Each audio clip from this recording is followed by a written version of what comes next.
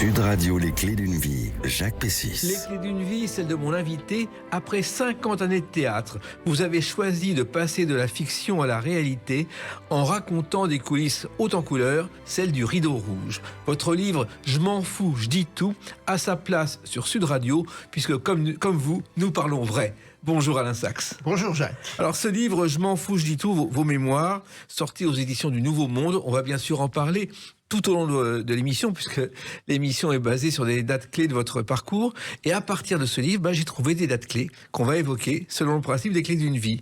La première, le 11 août 1972, première diffusion de ce feuilleton. Suivez Budard, ça me dit quelque chose. Vous avez retrouvé la musique du générique. Oui.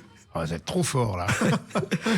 Incroyable. Alors, c'est un feuilleton en 20 épisodes qui raconte le quotidien d'une bande de copains dans la région parisienne qui va créer la première télé pirate, la première télé dans un immeuble. Vous vous rendez compte de la vision de cet homme qui s'appelait André Voisin, Oui. que vous avez connu parce qu'il avait 2 émissions phares à la télévision, seuls les anciens peuvent connaître ça, qui étaient Civilisation et Les Compteurs. Oui. Et cet homme a eu cette idée à l'époque où il n'y avait qu'une seule chaîne.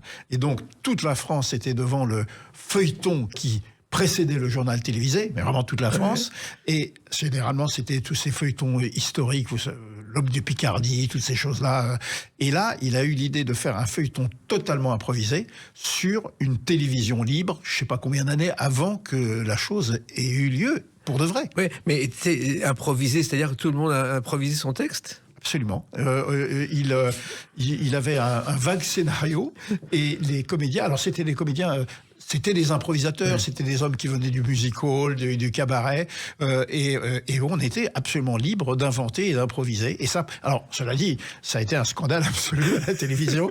Tout le monde a hurlé au scandale en disant que c'était une honte de la part du service public.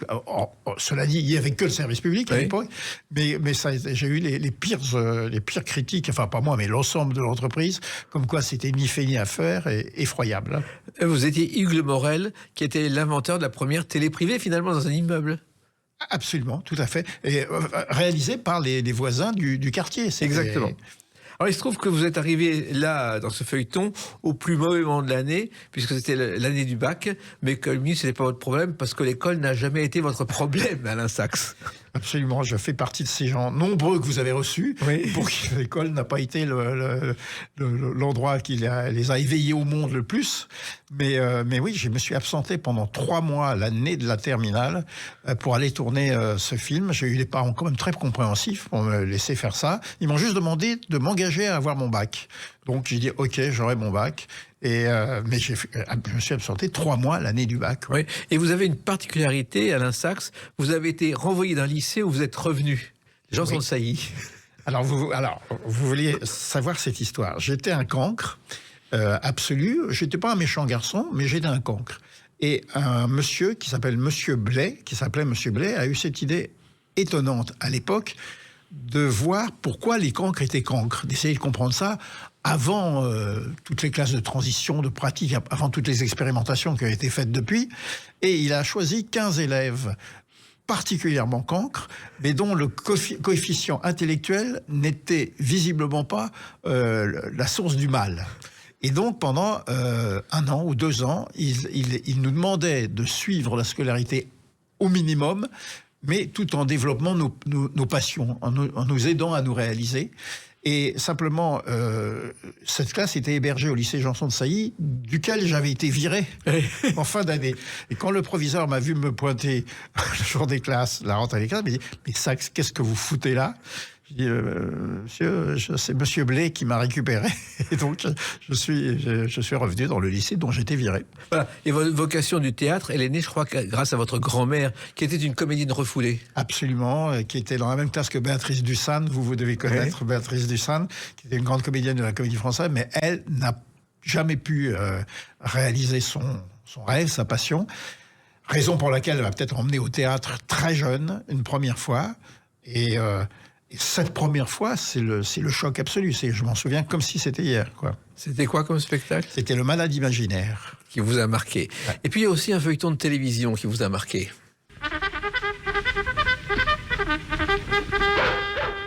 Rintintin. Ah oui. Je me disais, Je me demandais quel est... Rintintin, Oui. c'est 165 épisodes en noir et blanc de 26 minutes qui ont marqué une génération. Ben oui, parce que c'était un rendez-vous hebdomadaire. Je ne sais pas, il y avait là-dedans de quoi rêver très fort avec ce jeune Rushdie et puis surtout le chien. Et pour moi, c'était un rendez-vous magique, mythique. Et alors, je rigole quand je dis que c'était à la source de ma vocation, mais pas tant que ça. C'est souvent des choses très infimes comme ça qu'on vit quand on est jeune et on se dit, voilà, raconter des histoires, c'est l'envie de raconter des histoires. Et ce Rintintin, donc ce chien dans le feuilleton, était l'arrière petit-fils du premier Rintintin qui avait tourné dans le premier film muet sur le sujet. Non. En 1922. Vous savez de ces choses, vous. Et puis, en revanche, j'ai fait une énorme erreur dans mes mémoires Oui. qui ont été corrigées par Laurent Ruquier, je crois. J'ai affirmé que Rushdie était un homme de petite taille. C'était un enfant. Mais C'était oui, un adolescent. oui, c'est ça. Ouais. Mais en fait, parce que donc il est resté adolescent pendant tout le tournage. Je ne sais pas combien de temps. Exact, Ça mais dure. ça a duré 4 ans, il est resté adolescent, et ça a marché. Voilà. Ah, d'accord. Alors, il se trouve qu'il y a aussi le Guignol du Luxembourg qui vous a marqué. Guignol créé par Robert de Sartis en 1933. Et là aussi, ça vous a fasciné, la Saxe. Oui, parce que j'y ai vu le premier tour de magie du spectacle vivant, notamment à chaque finale de Guignol. C'était des histoires différentes à chaque fois. Et à la fin, il y avait toujours un ballet avec au moins 15 ou 16 marionnettes qui chantaient et qui dansaient en même temps, alors que j'avais bien compris qu'il y avait en tout et pour tout que 2 marionnettistes dans ce petit castelet. Et je me suis demandé, mais comment c'était possible, jusqu'au jour où j'ai compris qu'il manipulait des marionnettes avec des poignées, et donc il arrivait à faire... ils étaient 2, ils avaient chacun des poignées pour agiter 4 marionnettes en même temps, et j'ai trouvé ça extraordinaire, ce qu'on pouvait faire. C'est la magie. Bon, cela dit, Molière faisait bien mieux dans les fêtes royales à Chambord et autres, mais c'est la magie des secrets cachés de la fabrication des spectacles. Et puis plus tard, il y a une chanson qui a marqué votre jeune parcours.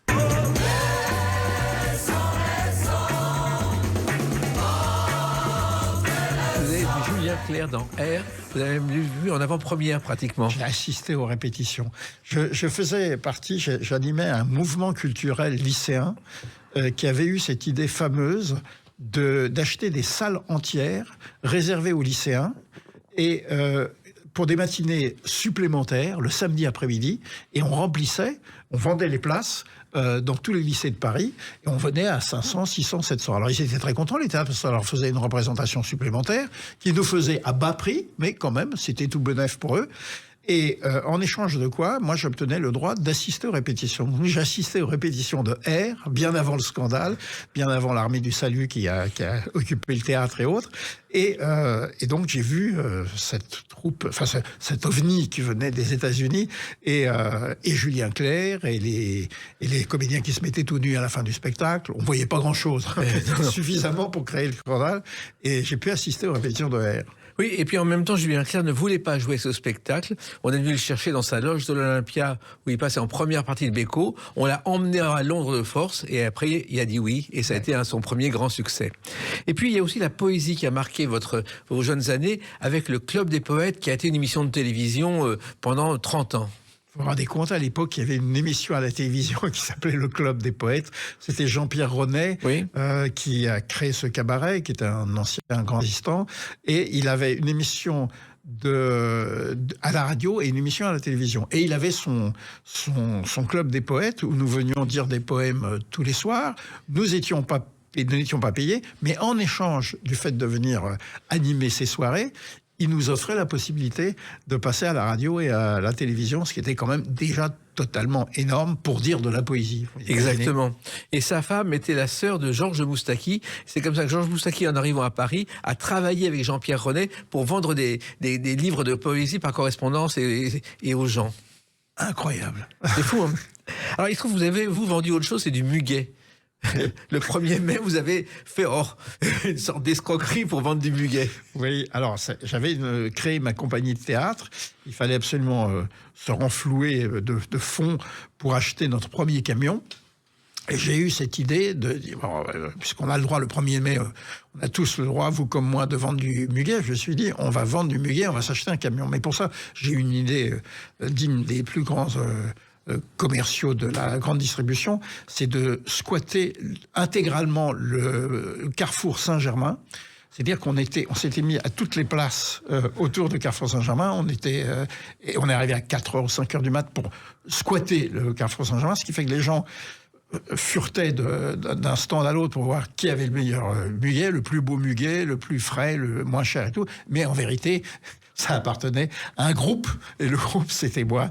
C'est comme ça qu'on a pu s'acheter notre premier tube Citroën grâce à la vente du muguet. Voilà, et à faire vos premières tournées, pas facile, puisque certains soirs, vous vous êtes endormis sur scène.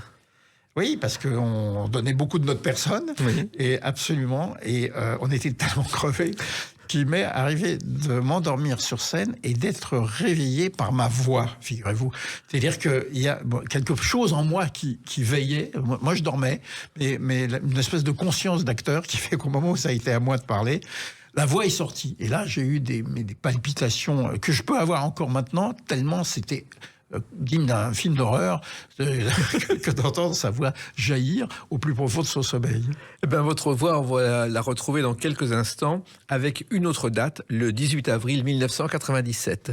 À tout de suite sur Sud Radio avec Alain Sachs. Sud Radio, les clés d'une vie, Jacques Pessis. Sud Radio, les clés d'une vie, mon invité Alain Sachs. Votre livre « Je m'en fous, je dis tout », ça tombe bien, nous parlons vrai sur Sud Radio, aux éditions du Nouveau Monde. On le feuillette avant d'en parler un peu plus longuement à travers des anecdotes liées à ce livre et des dates. 18 avril 1997, ce soir-là, au Théâtre des Bouffes Parisiens, il y a une star. Thriller. Michael Jackson est venu assister au Passe-Muraille, au Théâtre des Bouffes Parisiens.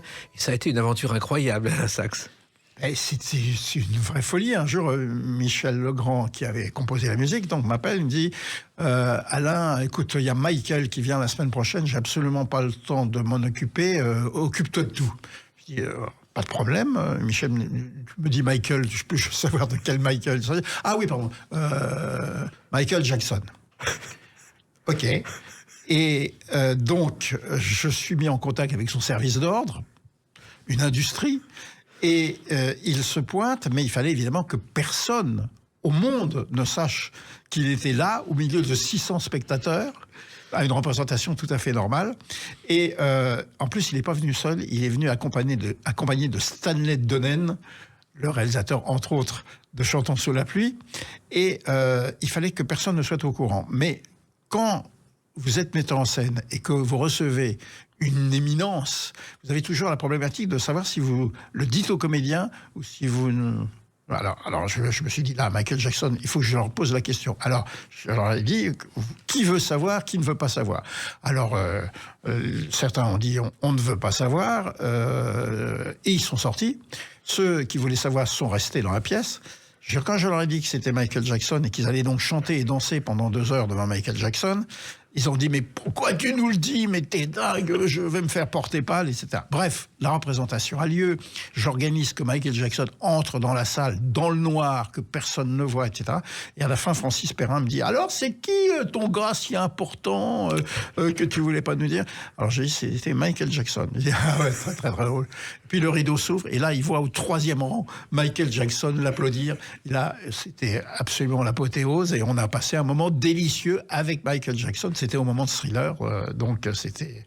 Et avant, les zones d'ombre qui l'ont entouré, donc c'était incroyable et totalement improbable. D'autant plus que Francis Perrin a improvisé un moonwalk. Oui, absolument. Vous savez que le moonwalk, en fait, l'inventeur, c'est Maurice Chevalier, qui, à l'Alhambra, a fait un moonwalk dans un spectacle qu'il a créé avec comme chef d'orchestre Michel Legrand, justement, en 1956. C'est fou, hein? Et Michael Jackson a repris le moonwalk de Maurice Chevalier qui datait des années folles. Et alors, quand le mime Marceau le faisait, il avait piqué à qui, lui, mime Marceau? Bon, lui, il avait son style à lui particulier. Ouais. Alors, il se trouve qu'il y en a un qui n'était pas content, c'était Jean-Claude Brialy, Oui. parce que le directeur de théâtre, il n'est pas venu. Non, parce que lui, l'homme des mondanités suprêmes, quand Michel Legrand lui a dit Michael Jackson va venir, il y a pas cru une seconde, mais pas une seconde. Et encore un crack pour se mettre en avant. Donc il n'est pas venu. Et le lendemain, quand il a su qu'il était venu et qu'il a loupé ça, il est rentré dans une colère effroyable. En plus, on avait réussi à faire des photos. Moi, j'ai des photos de Michael Jackson avec nous. Alors, il n'y avait pas de portable, il n'y avait rien, etc.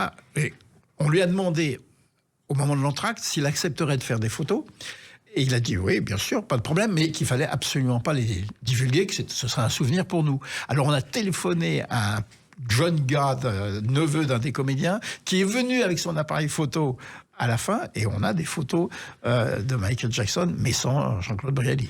Et l'auteur du livret, Didier Van Covellert, a eu beaucoup de difficultés à entrer. Oui, parce que donc le théâtre était verrouillé. Oui. Et quand il est arrivé là, parce que je l'ai vite appelé d'une cabine téléphonique pour lui dire viens, il y a Michael Jackson. Puis quand il est arrivé devant le théâtre et que le service d'ordre lui a dit c'est à quel sujet, je suis l'auteur du Passe-Muraille. Et là il montre l'affiche et il dit non, l'auteur du Passe-Muraille c'est Marcel Aimé. Donc il a fallu que j'aille le chercher dehors et pour lui permettre d'entrer. Mais l'autre dernière histoire très jolie, c'est que ce jour-là, il y avait 40 lycéens forcés par leur professeur d'aller au théâtre et qui sont donc tous repartis avec un autographe de Michael Jackson. Et pour vous dire la vérité, pourquoi Didier Van Covellert était en retard et est arrivé après? C'est parce qu'il dînait avec moi. Non, c'est pas vrai. Oh, non. Et j'ai vu le coup de fil devenir vert quand vous l'avez appelé en disant Michael Jackson est là. Et c'est comme ça qu'il a quitté le restaurant qui était la Fontaine Galion juste à côté. Ah, mais oui, c'est absolument incroyable. C'est fou. Alors, il se trouve que ça a été un immense succès, le Passe-Muraille. D'ailleurs, vous connaissiez le film de Passe-Muraille avec Bourvil, oui, je l'avais vu. Vous savez que Marcel Aimé a au départ refusé Bourvil en disant c'est pas lui pour le rôle. Il a changé d'avis ensuite. D'accord. Et puis il y a un autre groupe aussi, un autre spectacle musical qui a vraiment eu un immense succès.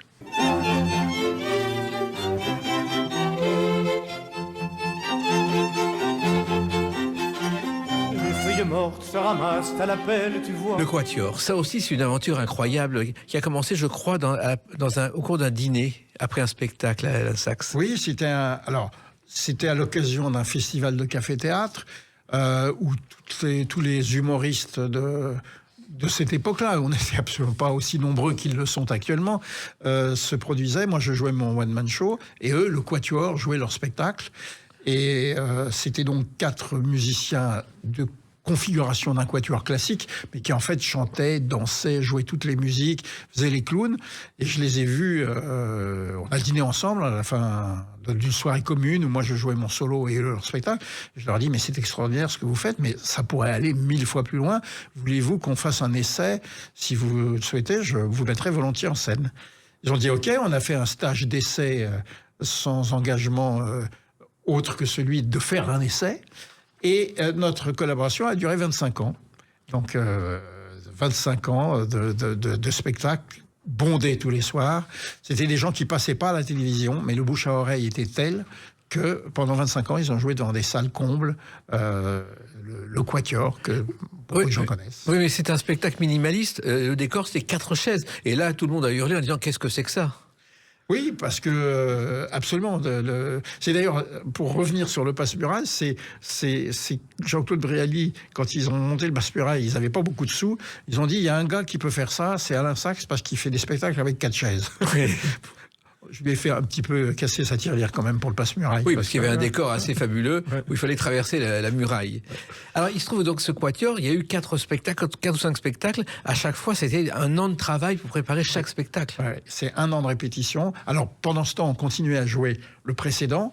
C'est-à-dire qu'on jouait un spectacle qu'on créait. Après, on le jouait pendant un an en essayant de laisser reposer nos méninges, mais tout de suite après, on commençait à réfléchir au suivant, jusqu'au moment où on le mettait en répétition, et ça durait un an, parce qu'il fallait... C'était un tel travail. Déjà, les musiciens, souvent, ont les partitions sous les yeux, donc il fallait qu'ils sachent 1h30 de musique par cœur. Mais pas seulement, parce qu'ils jouaient une ligne musicale. Mais quand ils chantaient, ils en chantaient une autre. Quand ils dansaient, il y avait... Donc c'était des mémoires successives qui devaient se superposer jusqu'au moment où ils étaient tellement intégrés que la seule chose qu'ils avaient plus qu'à faire, c'est les clowns et amuser la galerie. Donc c'était un travail de folie. Mais un travail de folie, en plus, qui était original, parce que mêler la musique classique à ce genre de spectacle, ça n'existait pas. Non. Et on mélangeait toutes les musiques de tous les pays, de toutes les époques. Le seul tronc commun entre ces musiques, c'est qu'il fallait qu'on les aime. Mais nous, on avait en commun d'aimer, et ça m'est resté toute ma vie, d'aimer toutes les musiques, de n'en éliminer aucune, dès lors que c'est une musique qui vous atteint et qui vous touche au cœur. Oui, et puis le côté clown vous séduisait aussi, Alain Sachs. Bah oui, ça c'était... Et puis alors moi, je suis un musicien, je n'ai jamais fait de musique, je ne lis pas la musique, ce qui m'a été complexe, notamment quand j'ai mis en scène un opéra. Oui. Mais j'ai cette chance-là d'avoir fait plein de spectacles musicaux, alors n'étant pas musicien moi-même. Mais je n'ai connu qu'un seul spectacle qui était les Chester Follies avec Gilles Margaritis et Roger Caccia, où Gilles Margaritis, qui a fait La Piste aux étoiles, était au violoncelle avec Roger Caccia au piano, qui faisait absolument n'importe quoi. C'était un délire total. Ouais. Ça a fait rire une génération. C'est un petit peu le principe des quatuors avant la lettre, avec deux personnages. Absolument. Et le quatuor a ouvert la voie à beaucoup de spectacles. Ah ben maintenant, il y a en France, je ne sais pas combien, au moins une cinquantaine de groupes musicaux, et effectivement, le Quatuor est à l'origine de ça, avec un autre groupe qui s'appelait TSF, que j'ai mis en scène aussi, qui était un groupe de plus de jazz. Mais maintenant, c'est un genre qui plaît énormément. Et quand vous allez au Festival d'Avignon, sur les 1700 spectacles, vous avez au moins 50 spectacles musicaux. Oui, et le Quatuor, aujourd'hui, fait partie des souvenirs, puisqu'ils ont arrêté au bout de 30 ans, ils n'en pouvaient plus. Oui, alors ça va vous intéresser, parce que vous savez, c'est un peu la même chose que les frères Jacques quand ils ont arrêté. Les frères Jacques ont été arrêtés parce que, donc pour les gens qui ne le connaissent pas, ils avaient des costumes de scène dessinés par Jean-Denis Maclès quand ils étaient jeunes. C'était des collants, et il était hors de question qu'un spectacle des frères Jacques ait lieu sans les collants qu'ils avaient mis quand ils avaient 20 piges. Donc, ils mangeaient pas, ils dînaient avant le spectacle. Après le spectacle, ils jouaient au Scrabble dans leur chambre d'hôtel, tellement c'était un cauchemar. Et un jour, l'un d'entre eux m'a dit, on a arrêté parce qu'on n'en pouvait plus de cette astreinte. Et le Quatuor, c'est un peu ça. C'était tellement... Il fallait une telle forme physique, une telle autodiscipline qu'à un moment, ils ont dit, ça va. Voilà. Nous, on va continuer avec une autre date, le 26 juillet 2011. À tout de suite sur Sud Radio avec Alain Sachs. Sud Radio, les clés d'une vie, Jacques Pessis. Sud Radio, les clés d'une vie, mon invité Alain Sachs. Ce livre, Je m'en fous, je dis tout au Nouveau Monde. Nous parlons vrai aujourd'hui avec vous, comme tous les jours sur Sud Radio. On a évoqué vos débuts, et puis j'ai trouvé une date qui n'est pas dans le livre. Le 26 juillet 2011, ce soir-là, vous fêtez vos 60 ans dans un fast-food. Ah oui, comment vous avez trouvé ça? C'est pas dans le livre. Alors là, il faudra me dire. Vos enfants vous ont tendu un piège. Oui, absolument. On était le roi des surprises parties dans la famille. Et moi, je leur avais dit, ne me faites pas de surprise party, j'aime pas trop ça. Bon, ok, d'accord. Alors, ce jour-là, ils me demandent d'aller au fast-food. On va pas dire de marque. Non. Voilà. Et ils y vont. Et puis tout d'un coup, ils me téléphonent en me disant, papa, on a oublié l'argent, il faut venir payer. Alors, je suis venu dans le fast-food où j'avais tous mes amis, toute ma famille qui attendait là, tandis que le repas avait été préparé en cachette chez moi. Et donc, vous allez pour payer dans un fast-food, et vous avez le fast-food intégralement rempli de vos amis et autres. Et donc, ensuite, on a immigré chez moi. Mais ils avaient monté cet énorme bobard dont j'aimerais bien savoir comment vous avez été mis au courant de ça. Je me suis un peu renseigné. Alors, il y a les nourritures terrestres et celles de l'esprit. Et c'est vrai que celles de l'esprit ont toujours été très importantes pour vous. Et il y a un spectacle qui a marqué doublement votre carrière. C'est Le Bourgeois Gentilhomme, à vos débuts, et ensuite avec un grand événement. Oui, alors, à mes débuts, c'est pour l'avoir vu avec Louis Sénier à la Comédie Française. C'était un grand spectacle à l'époque où À la Comédie Française, il y avait encore le grand orchestre, tout. Bon, ensuite de quoi, je pense que vous faites référence au moment où je l'ai monté avec le Quatuor. Exactement. Qui faisait le maître de danse, le maître de musique, le maître de philosophie et qui jouait la musique de Lully. Et puis j'ai réitéré, quelques années plus tard, je cherchais à monter le Bourgeois Gentilhomme en voulant traiter toutes les musiques de Lully en hip-hop. C'est-à-dire bien prendre la musique de Lully, mais en faire du hip-hop. Et j'ai essayé de fourguer ça pendant des années à tous les théâtres de France qui, à chaque fois, me disaient « Bon, alors, t'as autre chose à nous proposer ?» Et puis, un jour, Stéphane Hillel, qui dirigeait le Théâtre de Paris, me dit « On est dans la mouise. » C'était le pauvre Bernard Giraudot qui était atteint par la maladie et qui ne pouvait pas jouer le Richard III qui était prévu. Et il me dit, qu'est-ce que t'as? Je dis, alors, j'ai un Bourgeois Gentilhomme que je rêve de monter avec la musique en hip-hop. Il me dit, c'est une idée formidable, ça. Et tu as quelqu'un pour jouer le Bourgeois? Je dis, alors, je pense à quelqu'un, mais je pense que quand je vais te dire de qui il s'agit, tu vas me dire, bon, on va peut-être arrêter là la conversation. Et je lui dis, c'est Jean-Marie Billard, qui pour moi était l'incarnation du Bourgeois Gentilhomme, quelqu'un qui veut s'élever, qui n'a pas la carte, qui n'a pas la culture, mais qui rêve d'un ailleurs. Il me dit, c'est une idée formidable, mais il est au courant? Non, il n'est toujours pas au courant. Et donc, j'ai mis au courant Jean-Marie Billard, qui, à l'occasion d'un grand rendez-vous comme ça, puis à la fin, il me dit, mais pourquoi tu me parles de tout ça? T'as besoin de thunes, c'est ça? Et je lui dis, non, je n'ai pas besoin de thunes, je viens au nom du Théâtre de Paris, de Stéphane Hillel et de moi, même te proposer d'incarner le... Et là, j'ai cru qu'il allait tomber dans les pommes. Moyennant quoi, il a été un merveilleux Bourgeois Gentilhomme, à tel point qu'un soir, Michel Robin, qui le jouait à la Comédie Française, vient dans sa loge, et j'étais présent, il lui dit, mais dis donc, tu dis le texte, toi? Je dis, bah oui, je dis le texte, quand même, c'est un minimum. Non. Il me dit, parce que moi, je n'y arrive pas, c'est trop dur. Ben, la preuve qu'il était excellent, c'est celle-ci. Voilà un repas tout à fait magnifique. Vous vous moquez, madame? Et je voudrais qu'il fût plus digne de vous être offert.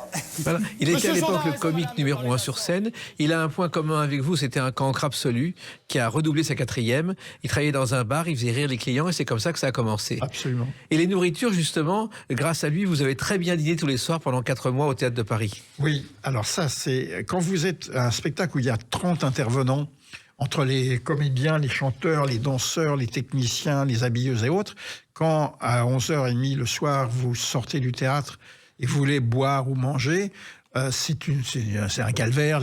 Tous les restaurants vous disent on va fermer, il faut commander vite parce que bon, vous voulez un dessert, vous n'avez même pas commencé. Alors il a dit ça suffit comme ça, je vais faire venir une cantine de cinéma. Donc dans le grand hall du Théâtre de Paris, il faisait venir tous les soirs une cantine. Il invitait tous les artistes et tous les techniciens gracieusement à manger tous les soirs. On avait des rondes serviettes et on pouvait inviter qui on voulait. Ça coûtait rien du tout. Il demandait une petite participation financière et très vite, c'est devenu un haut lieu parisien où sont venus dîner. Un soir, par exemple, à table, il y avait Maxime Le Forestier en face de Nicolas Sarkozy. Une rencontre un peu improbable, mais c'était et on passait la nuit comme ça à manger, à boire.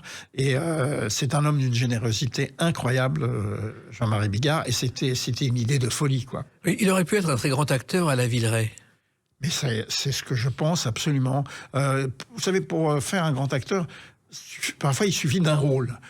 Si Daniel Auteuil n'avait pas eu Gaulin, il était cantonné à... Comment c'était ces séries les Sous-Doués, des choses comme ça. Et puis un jour, Coluche a eu Ciao Pantin et autres. Et il faut que quelqu'un ait l'audace de proposer un grand rôle et que ce grand rôle est un succès. Et là, tout d'un coup, la vie de l'acteur devient une autre vie. Mais Jean-Marie Billard a ce potentiel-là. Il a un potentiel émotionnel incroyable. Et puis un autre spectacle, grand spectacle qui a marqué votre parcours, Alain Sachs. Je suis brésilien chez Delors et j'arrive de Rio de Janeiro, plus riche aujourd'hui que naguère Paris. La vie parisienne au Théâtre Antoine. Vous avez sauvé le Théâtre Antoine de la faillite avec ce spectacle. Oui, absolument. Un jour, je viens voir Daniel Darès et Elena Bossis en leur proposant... Qui dirigeait le théâtre. En leur proposant de monter La vie parisienne avec cette idée. J'avais vu la nuit, dans mes nuits d'insomnie, sur Arte, je crois, un documentaire sur la compagnie Renaud Barrault. Et Jean-Louis Barrault et Madeleine Renaud disaient qu'à chaque fois qu'ils étaient en faillite, ils remontaient La Vie parisienne, chantés par des acteurs, pour le coup, ce qui est historiquement juste, parce que Offenbach était à l'origine chanté pas du tout par des chanteurs d'opéra, mais par des fantaisistes. Je me dis, il faut faire ça un jour, alors. Mais il fallait que je trouve des artistes qui soient à la fois comédiens, chanteurs, danseurs et musiciens pour faire l'orchestre. Et donc, j'ai proposé ça au Théâtre Antoine, qui m'a dit, non, c'est pas pour nous, etc. Puis un jour, il me rappelle, il me dit, il venait de faire un énorme bide, hein, comme ça nous arrive à tous régulièrement. Il dit, c'est quoi votre projet de La Vie parisienne ? Voilà, je lui raconte. Il me dit, mais vous m'avez dit que vous avez quelques petits moyens de production. Je dis, oui, j'ai ce qu'il faut, j'ai des gens qui y croient. Et il m'a dit, vous le direz pas trop, hein, qu'on est dans la mouise, mais... Et donc, on a joué là pendant 1 an et demi, 2 ans, La Vie parisienne au Théâtre Antoine. Et effectivement, ça a permis au théâtre de se remettre en selle. Et Jean-Louis Barrault appelait cette vie parisienne une espèce de canular joyeux que des bons viveurs de l'époque montent avec bonne humeur. Et c'est vrai que Jean-Louis Barrault, en plus, vous avez assisté dans vos jeunes années, Alain Sachs, à une répétition. Ah oui, mais pas à une répétition, à l'intégralité des répétitions d'un spectacle qui était Les Nuits de Varennes, que Jean-Claude Carrière avait adapté d'après Rétif de la Bretonne. Et dans mon innocence de jeune homme, j'avais dit à Jean-Louis Barrault, est-ce que je peux assister à une répétition ? Il dit non, vous allez assister à toutes les répétitions, vous serez là à l'heure, et si vous êtes en retard un jour, je vous vire. Donc j'ai assisté tapis dans l'ombre à toutes les répétitions, et c'était absolument, je le raconte dans le livre, c'est absolument extraordinaire d'avoir pu faire ça. Moi, je ne comprends pas pourquoi Jean-Louis Barrault et Madeleine Renaud, qui étaient des génies, sont aujourd'hui totalement oubliés et ont même connu une fin de vie très difficile. C'est le spectacle vivant, à l'époque où il n'était relayé par aucune version filmée ou télévisuelle. Donc le spectacle vivant, il est valable tant qu'on est vivant, en état de jouer et en bonne santé pour le faire. Donc c'était la compagnie la plus importante en France, qui sillonnait le monde entier, bien sûr. Mais effectivement, les fins de vie de ces artistes, dès lors qu'on ne peut plus agir, elle est très cruelle. Puis un soir, vous allez à Nice dans un petit bar et vous découvrez sur une petite scène la patronne du bar-restaurant, et vous avez là aussi un coup de foudre, Alain Sachs. Oui, aidé en ça par son producteur Philippe Delmas. Il s'agit de Mado la Niçoise, qui à l'époque jouait dans... Elle tenait un bistrot, un café, le café de ses parents, et il y avait une scène d'1 mètre carré où elle se produisait pour amuser les clients, de temps en temps, 1 fois par mois. Et ce Philippe Delmas a vu le potentiel incroyable de cet artiste, et on a travaillé ensemble pendant 5 ans. On a coécrit des spectacles, je les ai mis en scène, et elle est devenue une figure incontournable de l'humour en France, féminin. En plus, maintenant, l'humour féminin a largement rattrapé l'humour masculin en termes de volume et en termes de qualité. Et voilà, et Noël Perna, de son vrai nom, est devenue Mado la Niçoise pour beaucoup de gens qui la connaissent. Et puis alors, les seuls en scène, vous en avez fait aussi plusieurs, et je crois que le premier, vous l'avez répété à Trouville dans un champ près du casino, Alain Sachs. Oui, voilà, c'était une petite annonce que j'avais trouvée, comme quoi, pour un festival de café-théâtre, si vous avez des spectacles ou des one-man shows, vous pouvez postuler. Alors moi, je me suis dit, je vais faire un one-man show, et je me débrouille avec les moyens du bord. Et c'était à Trouville, au casino, mais pour faire une répétition générale, je demande au casino, vous auriez une petite salle pour que je puisse faire une ultime répétition. Ils m'ont dit, ah non, on n'a pas ça. Donc je suis allé dans un champ. J'ai planté mon petit décor dans un champ au milieu des vaches, et devant les vaches, j'ai fait ma répétition générale. Et qui ont applaudi, puisqu'ensuite vous avez eu un premier prix de café-théâtre. Le lendemain, j'avais le premier prix. Remis par Micheline Prel, je crois. Absolument. Et puis ensuite, il y a eu plusieurs spectacles avec des hauts et des bas. Et je crois que, comme beaucoup d'autres, la crise de 1995, des manifestations, des grèves à n'en plus finir, ça n'a pas été simple. Oui, absolument. C'est le théâtre vivant peut arrêter... La crise du Covid, la dernière, a été meurtrière pour beaucoup de gens, mais évidemment pour le spectacle, les grèves, etc. Et là, c'était les grandes grèves de transport, vous vous rappelez, oui. à Noël. Bon. Et moi, j'étais au théâtre la bruyère avec mon spectacle. Donc, des fois, je jouais devant 10 personnes, 5 personnes. On faisait ce qu'on pouvait. Je leur offrais un pot pour passer là. Et là, je demande à un jeune couple... Mais comment vous avez fait pour venir? On en était là, ça va comment les gens faisaient. Ils ont dit, on voulait tellement voir votre spectacle qu'on a pris un hôtel en face et pour 2 nuits, c'est-à-dire la veille et le soir du spectacle. Et là, c'est merveilleux parce que vous vous rendez compte à ce moment-là que vous faites vos petites choses, vous pensez que c'est... Bon, et ces petites choses peuvent être essentielles. Mais il y a eu un autre soir au Théâtre de Courbevoie où vous avez été le cadeau des 50 ans de mariage d'un couple. Absolument. Il offrait ça à sa femme pour ses 50 ans de mariage, un énorme cocktail. Et en plus, il leur a offert un spectacle qu'il avait choisi. C'était le mien. Et personne ne savait même qu'il y aurait un spectacle. Donc, alors là, vous jouez devant des gens qui ne sont même pas en situation d'imaginer voir un spectacle. Bon, vous jouez ce spectacle et j'ai rencontré cette femme il n'y a pas longtemps un soir. Elle m'a dit, vous me reconnaissez? Je dis, non, mais vous allez m'aider. Elle me dit, là, c'était moi, à qui mon mari m'a offert cette soirée, qui pour moi est un des grands, ou si ce n'est le plus grand souvenir de ma vie. Eh ben, un autre cadeau, c'est ce livre qu'on va évoquer à travers la date du 24 septembre 2025. À tout de suite sur Sud Radio avec Alain Sachs. Sud Radio, les clés d'une vie, Jacques Pessis. Sud Radio, les clés d'une vie, mon invité Alain Sachs. Depuis le début de l'émission, nous parlons de votre parcours que vous évoquez dans ce livre, Je m'en fous, je dis tout, sorti au Nouveau Monde, sorti le 24 septembre 2025. Pourquoi aujourd'hui avoir écrit ce livre et pourquoi ce titre ? Alors, j'ai eu la chance qu'une maison d'édition me fasse cette proposition. Pendant des années, j'ai refusé en disant... D'abord, je me souviens de rien. Oui. Quand on vit nos métiers, on est dans l'instant présent et dans le futur. Et moi, je n'étais jamais dans mes souvenirs. Donc, je me suis dit, je vais jamais y arriver. Et puis, à un moment, je me suis dit, bon, j'ai peut-être quand même quelques trucs rigolos à raconter, mais ça suffira pas. Mes anecdotes ne suffiront pas. J'ai quand même traversé 50 ans de la vie du théâtre. Et peut-être... je peux avoir un petit regard sur ce qu'était le théâtre, ce qu'il est devenu et ce qu'il est aujourd'hui. Et raconter cette évolution sans nostalgie, avec d'une façon un peu enflammée, comme ça, enthousiaste, en pensant que les jours à venir seront aussi de très beaux jours. Et j'ai voulu témoigner d'un travail d'artisan sur 50 ans. Et je me suis dit, mais ça n'est valable que si je dis tout vraiment. Notamment, par exemple, j'ai... eu égard à mon grand âge, plus rien à craindre de représailles. Donc, par exemple, je parle de la presse, je parle de la critique. Vous savez que nous, les artistes, la critique, c'est une relation haine-passion très violente et qui est déterminante, mais c'est complexe, hein, notamment, moi, il m'est arrivé d'avoir été assassiné de façon ultra-violente. Donc, je fais une lettre ouverte à la presse, par exemple, pour leur dire tout le bien qu'ils m'ont fait, tout le mal, et essayer de leur dire qu'il y a peut-être une mesure à trouver quand on parle d'un spectacle, sans être forcément blessant, assassin, etc. Donc, je parle de ça, je parle des réseaux sociaux, je parle des sites de revendeurs. Je n'occulte aucun sujet.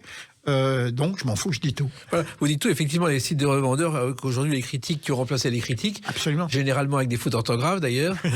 et c'est vrai que les sites, tout ce qui est la technologie, vous avez été un grand utilisateur du Minitel, je crois le dernier à conserver un Minitel. Absolument, mais rappelez-moi quand le Minitel a disparu, vous êtes le dernier à avoir conservé ce Minitel avant qu'il disparaisse. Oui, et maintenant il m'est bien précieux pour certains décors de théâtre. et puis il y a quand même un événement qui est important dans votre parcours. Vous avez été le pionnier du Festival Off d'Avignon, Alain Sachs, et vous le racontez dans ce livre. Absolument. Alors le Festival Off d'Avignon, pour les gens qui l'ignorent, c'est donc il y a le Festival In d'Avignon qui se joue dans les lieux prestigieux. Et puis chaque année, il y a 1700 spectacles à peu près qui investissent la ville pour jouer dans des salles plus ou moins équipées et pour essayer de se faire repérer. Et alors c'était au lendemain de mai 68. Ce festival a été initié par 2 théâtres permanents d'Avignon qui se sont dit, en l'occurrence le théâtre des Carmes et le Chêne Noir, qui se sont dit, mais nous on a une compagnie de théâtre, puisque plein de gens vont à Avignon l'été, on va rester ouvert l'été, et puis on va bien voir si les gens viennent nous voir. Les gens sont venus les voir, et ça nous a donné à nous autres l'idée de dire, Et si on y allait, et si on transformait un garage en théâtre et autres. Et moi, je me rappelle, les premières années, on était 30 ou 50 spectacles à tout casser. Maintenant, il y en a 1700, et c'est devenu un événement tellement important que l'année dernière, à Avignon, dans le Off d'Avignon, y a joué la Comédie Française. Et puis il y a un autre événement aussi que vous évoquez dans ce livre. Cet événement est lié à une série de télévision, à un rendez-vous quotidien. Les Guignols de l'info. Car vous avez participé aux Guignols de l'info à l'Insax, mais on ne le sait pas vraiment parce que vous étiez vraiment en coulisses. Oui, alors moi j'ai été d'une part marionnettiste avec Philippe Gentil et autres, mais après j'étais auteur au Guignol de l'Info, et c'était une période merveilleuse parce que il y avait GB, il y avait tous les grands auteurs de BD et autres, et à la grande époque des Guignols de l'Info, où il y avait deux types d'écriture. Il y avait celle qui traitait du sujet du jour et qui est écrite par le matin et tournée dans la journée par trois. Alors, il y avait de Lépine, Gassio et compagnie, Rollin, etc. Et puis, il y avait des vrais sujets, des vrais petits films qui étaient des fictions qui duraient à peu près 1 minute. Simplement, la contrainte, c'est que c'était de telles superproductions qu'il fallait que, au niveau de l'impact, ça tienne le coup au moins 15 jours, puisqu'entre le moment où on avait l'idée et le moment où on le tournait et le moment où ça passait, il pouvait s'écouler 15 jours, donc il ne fallait pas croquer l'actualité du jour. Et là, on était une quinzaine, et c'était comme une conférence de rédaction, comme à Charlie Hebdo, comme au Canard enchaîné et autres, où là, les plus grands humoristes ravageurs de l'époque ont rivalisé d'inventions pour savoir qui serait le plus insolent et le plus pertinent. Voilà. Et en coulisses, on n'a jamais parlé de lui, c'est Bruno Marty qui a inventé tous les dessins des caricatures, qui vit aujourd'hui à Salanches, et qui a fait 280 dessins qui ont servi de base à réaliser les marionnettes. D'accord. Et on oublie un peu ce nom alors qu'il est important dans l'histoire. Et il fait non les marionnettes aussi, car vous avez été marionnettiste avec Philippe Gentil, l'un des maîtres du genre, qui a aujourd'hui 88 ans, je crois. Oui. Et ça aussi, c'est une autre aventure de votre vie que vous racontez à l'Insax. Oui, et puis alors vous allez vous survoler à une telle vitesse que je suis ébloui moi-même de tout ce que j'ai pu vivre. J'ai eu énormément de chance de vivre des choses si diverses et variées, et notamment, effectivement, ce Philippe Gentil qui, avant de devenir le grand marionnettiste mondial qui a renouvelé le genre, puisqu'il faisait des spectacles d'1h30, qui se jouaient au Théâtre de la Ville ou autre, avec des très grandes formes, il avait 2 numéros. Un numéro qui était un Pierrot, et un numéro qui était les Autruches, qui se jouaient dans tous les cabarets, les musicals, et qui se jouaient à Las Vegas. Et un jour, je passe une audition, il me dit « C'est bien, tu as un talent de manipulateur, ce que j'ignorais totalement, je vais t'envoyer à Las Vegas ». Moi, j'ai dit non, je veux pas aller à Las Vegas et j'ai des choses à faire ici et du théâtre. Alors, il m'a embarqué avec lui dans sa phase de création de tous ces spectacles, avec plein de créateurs multidisciplinaires, et j'ai appris tout un langage visuel qui m'a été quand même bien utile pour la suite. Et puis il y a eu aussi un tournage sur le fil, sur la corde raide, si j'ose dire. C'est La femme du boulanger avec Michel Galabru en direct à la télévision. Et ça, c'était pas simple à monter à l'Insax. Ah mais c'était pas simple. En plus, j'étais à Montréal quand on m'appelle pour me dire est-ce que vous voulez faire ça, et je dis avec Michel Galabru en direct. Donc je dis écoutez, alors j'ai une lacune, je l'avoue, je connaissais pas bien La femme du boulanger, mais je la trouve et je la lis dans l'avion. Et puis après, arrivé à Paris, je dis mais pourquoi vous avez fait appel à moi? Il m'a dit parce que tous les autres ont refusé. Enfin, pourquoi? Parce que en direct, c'est-à-dire aucun moyen de s'en sortir en cas de pépin. 88 ans, Michel Galabru. Je dis, non, j'y vais. Sauf que moi, à la première répétition, comme il avait joué très souvent dans la mise en scène de Savary et autres, je me suis dit, ça va, Fabien Boulanger, il la connaît. La première répétition, il se souvenait plus d'une broque de son texte. Je me suis dit, mon Dieu, pourquoi je me suis lancé. En plus, j'avais pris le soin de ne l'entourer que de méridionaux pour ne pas faire de faux accents, qui ne passaient tous leur temps qu'à tchatcher, raconter leur vie. Il y avait Bernadette Lafont, il y avait Patrick Fiori, il y avait des gens incroyables.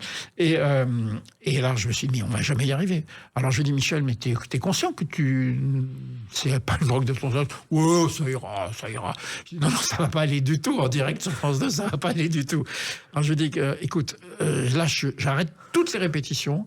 Je te donne 3 jours, mais lundi, tu reviens et tu sais le premier acte. Il dit, ouais, t'inquiète pas. Je dis, tu veux qu'on te mette un répétiteur? Il dit, oh, ça ira. Et le lundi, il arrive, il savait son texte au cordeau, ce petit salopard. Il roulait tout le monde dans la farine, mais surtout, il avait fait la Comédie Française et autres. Oui. Donc et au départ, il m'a raconté, quand il voulait devenir célèbre et que ça marchait pas, un jour, on le reconnaît, il est tout fier. On lui dit, ah, vous êtes... Et on lui chante les jolies colonies de vacances. Il n'a pas vraiment apprécié. Et puis, il y a une attraction du parc Astérix, et vous l'évoquiez, Alain Sachs, qu'on vous doit, oui. Le défi de César. Le défi de César. Alors ça aussi, c'est une chose incroyable, c'est quelqu'un qui vient, le grand patron qui gère tous ces parcs-là, vient voir le bourgeois gentilhomme avec Billard, et à la suite de ça, il se dit, ce gars-là, il peut faire quelque chose pour nous. Alors il m'appelle, il me dit, ça vous intéresse les attractions? J'ai dit, oui, j'adore ça. J'ai même été emmener mes enfants aux États-Unis et autres. Et je lui dis, mais c'est pour fabriquer un spectacle? Il me dit, non, pas du tout, c'est pour faire une attraction. Je dis, ah, ok. Et il me dit, j'ai que 10 millions d'euros, ça vous suffira? Oui, je pense que ça devrait suffire. Je vais faire un petit effort. Pas pour moi, 10 millions d'euros, mais pour construire construire l'attraction. Et là, il me dit, vous avez carte blanche. Et j'ai donc conçu le défi de César, qui était à l'époque un des manèges les plus longs, parce que ça durait 20 minutes, et j'ai pu faire absolument ce que je voulais. Voilà, c'était la vision d'un gars qui s'est dit, ce type-là, il a peut-être quelque chose à faire pour nous. Et c'est vrai que ça a été et c'est toujours un immense succès. Non, alors c'est fini. Il est terminé depuis quelques mois. Voilà. Bon. Alors, il y a aussi Bruno Le Maire, que vous avez coaché. C'est assez étonnant, ça. Voilà, alors... Donc, j'étais vice-président de la SACD, la Société des auteurs.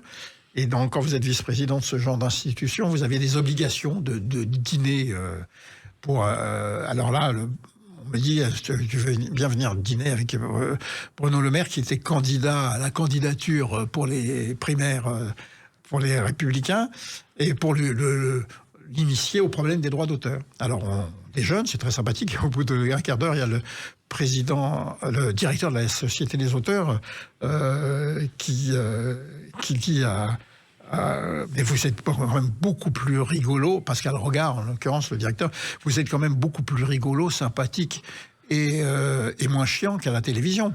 Alors il répond, oui, je sais, c'est mon drame. Et là, la présidente de la Société des auteurs, Sophie Deschamps, dit, demandez à Alain Sachs de vous faire travailler. Et moi, je blémis, parce qu'on n'est pas du tout du même monde politiquement. Et je lui ai dit, rappelez-moi en septembre, parce que ça, c'était pendant le Festival d'Avignon. Le 1er septembre, il m'a fait rappeler, et il dit, venez me voir. Alors, je lui dis, mais d'abord, que ce soit très clair, on est bras du même bord. Deuxièmement, je ne vais pas prendre un centime, parce que soit vous n'êtes pas élu et je vous aurais volé, soit vous l'êtes et vous me devez au minimum le ministère de la Culture. Bon, bref, on est devenus copains. Je l'ai fait effectivement travailler avec des moments inoubliables où je lui faisais dire des poèmes de Rimbaud pour qu'il mouille sa chemise, tandis que lui, qui est agrégé de lettres, me faisait des cours sur Rimbaud, et c'était merveilleux.